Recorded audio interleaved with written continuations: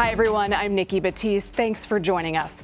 The mayor of Tijuana, Mexico, is declaring a humanitarian crisis in response to a migrant caravan that has arrived in the border city.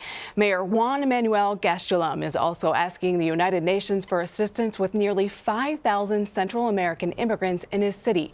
Gastelum says the Mexican federal government has provided little help. He is refusing to commit the city's resources. Members of the caravan left Honduras over a month ago and have been making their way toward the United Nations in an effort to legally seek asylum. President Trump has used the group to underline his calls for border security. He talked about a bipartisan border security package on Twitter Friday, while demanding money for his proposed wall along the U.S.-Mexico border. The president's latest push for a border wall follows his criticism of the Ninth Circuit Court of Appeals for ruling against him. Earlier this week, a judge struck down the president's plan to deny asylum to immigrants who entered the U.S. anywhere besides approved entry points. The president slammed the judges and the court. He eventually went after the Chief Justice of the Supreme Court, John Roberts. Joining me now from Boston is Michael Graham. He's a CBSN political contributor, Boston Herald columnist, and politics editor for the NHJournal.com. Michael, what do you make of the president's attacks on the federal judiciary and his criticisms of the Chief Justice of the Supreme Court? Happy Thanksgiving, let's fight. You know, that's the Donald Trump way. And he was always looking for another fight, and he's attacked the judiciary before because he really sees politics in a combative way. You know, those of us who sat in civics class, people like me who used to run campaigns, you talk about the three branches of government and the balance of power and all those good government things. Trump says, hey, I win, you lose. And anyone who's not helping him win, he sees as part of the opposition.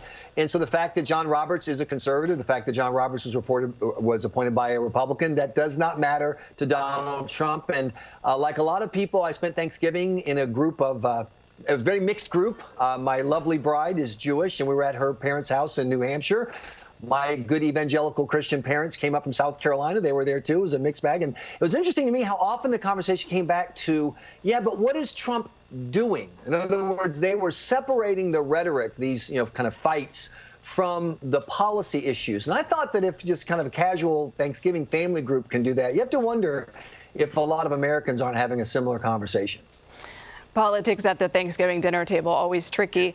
The border wall and attacks on the migrant caravan were central points of the president's stump speech. He's campaigning for Senator Cindy HydeSmith in Mississippi on Monday. Is this rhetoric likely to make a comeback, or do you see him focusing on other issues? So I have to push back on the word comeback. There's been a kind of a media meme that after the election, Trump or the Republicans or whatever stopped talking about the caravan. I will tell you, as a consumer of conservative media, that has not been true.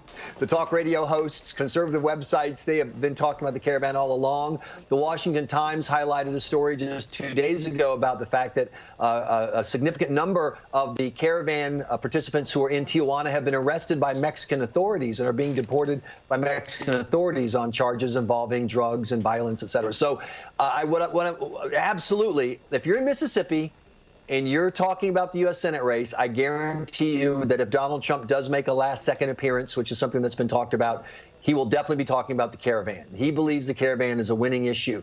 And he thinks it's a winning issue because it's a place where Americans who are very we're of two minds of immigration. On the one hand, we don't want to be mean. We hate the fact that right now there are 14,000 children in detention at the border. But at the same time, we hate the idea of cheating, of just walking across the border and saying, I'm not going to stand in line like the millions of other people, something that Trump pointed out in his Thanksgiving Day press event.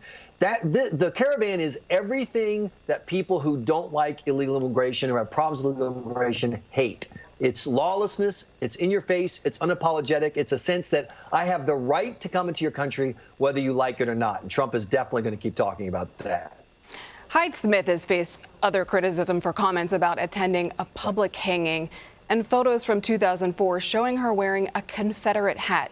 Given this, should the president be distancing himself from her? So I have a little bit of a different perspective on things because I grew up in South Carolina and I grew up in the Deep South where, remembering the Confederate past wasn't, about a racist fight or whatever. It was just part of the history and heritage. And there was a very legitimate fight there. And there are absolutely elements that use history as an excuse to express their hate. So that's all true. Charlottesville was a horrifying fiasco, et cetera. Having said that, in 2004, being at a, commemorating the Civil War Confederate people event was hardly shocking stuff. And I think that one difference between the Mississippi race and the Alabama race last year, where you had a Republican lose a diehard red state, was that Judge Roy Moore had a history, a background of being kind of controversial and out there and odd, whereas Cindy HydeSmith, my Mississippi Republican connections tell me, pretty mainstream Republican. She was the agriculture commissioner. She had a statewide office. She was the first woman to represent her district in the state Senate. And I think that the fact that she's not viewed as kind of a loose cannon is going to help her survive. There were 3 people in this race on regular election day. And the third person who, kept the numbers below 50%, Chris McDaniel, ran on her right. He appealed to the true hardcore Trump voters. Those Trump voters are not going to cross over and vote for a Bill Clinton era official like Mike Espy. They're very likely to stick with the Republican. And so she's probably going to come out in the runoff okay, simply because she's a solid Republican and the state's pretty Republican. We'll have to see what happens. Switching gears, it's Black Friday, and we're seeing strong economic growth and low unemployment. So why is the president spending so much time focusing on immigration and other issues instead of discussing the economy? That is a great question.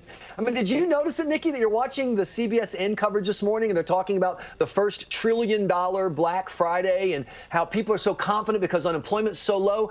They don't just have jobs. They think they're going to keep their jobs. They think the jobs are going to be around so they can buy these, larger ticket items like, washing machines or refrigerators, the more expensive stuff.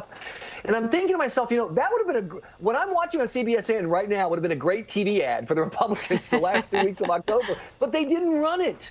They were talking about something else. And I think this is something when people ask, why is Trump, why do average people think Trump's going to get reelected? With all the controversy and with his numbers stuck around 44%, why? And I think it's because, on the one hand, if you ask people, do you like Trump? They say no. They know they're not supposed to like him. A lot of people just don't like him anyway because he, let's face it, kind of a jerk. But when you're living a life that lets you go out and buy that washer dryer that you've been putting off for a couple of years, when you can finally feel, okay, I don't think I'm going to show up on Monday and get laid off because of the economy. I think I can get through this and my kids can get out of high school. That affects people at a level that they don't necessarily talk about. And I think that is the secret sauce. If President Trump is reelected, which is going to be a tough haul, I think that will be it, that people are living more prosperous lives. And even if they don't want to give Trump credit for it, they also don't want to rock the boat. Speaking of whether or not he might be reelected, a new Politico article from Friday morning says the midterm results raise warning signs for President Trump's reelection bid. Do you agree with that? And what are some challenges you see for the president in 2020? Okay, so for non-political geeks like me, what you need to look at is the fact that Trump won the presidency and surprised everybody by carrying places like Wisconsin, Michigan, Pennsylvania. No one expected that, and that's how he won. If you look at where Republicans lost, and particularly the suburban districts that they lost, a disproportionate number are in Pennsylvania, Michigan, and Wisconsin. And if the Republicans perform in 2 years at the same level that they performed 2 weeks ago. And remember, everybody, we had big Republican turnout. What happened in this midterm is that it was very close to a general election. You had 115 million people turn out. We've never seen that from a midterm before. So if everybody turns out and Republicans are still behind in those states, it's very difficult to see an electoral map that Donald Trump can use to win. And that's why it's significant. That's why people are smart to be asking those questions. Finally, you cover New Hampshire politics extensively. What are you seeing in the Granite State ahead of the first in the nation primaries? So over the summer, I thought it was fascinating. The person who showed up in New Hampshire who got the most excitement was Michael Avenatti, who, of course, now is in kind of a different spot because there are allegations of domestic violence and, the possibility he may be facing charges and all sorts of other personal things.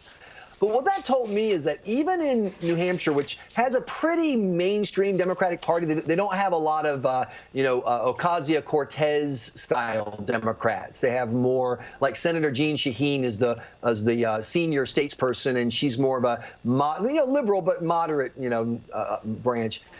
The fact that the people who showed up at these Democratic fundraising events just cheered Michael Avenatti. When Alec Baldwin came for a fundraising dinner, packed the house, people cheered him.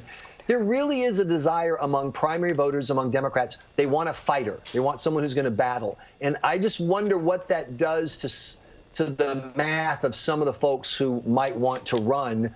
If you're looking for a fighter as opposed to, say, a legislator or someone who's going to bring people together, a good governance person. And to me, the big mystery there is Joe Biden, because on the one hand, Joe Biden doesn't mind a scuffle, not at all. Remember, I think didn't he say at one point he wanted to fight Donald Trump behind a barn or something like that? He did. Yeah. But on the other hand, he did just have a birthday, and he's a senior gentleman. And so that, to me, will be the interesting part. Who can navigate the I'm ready to govern and I'm ready for a fight? That's what I'm taking away thus far from watching Democrats on the ground in the first in the nation state of New Hampshire. Michael Graham, thank you for your political insight. My pleasure. Thanks for having me.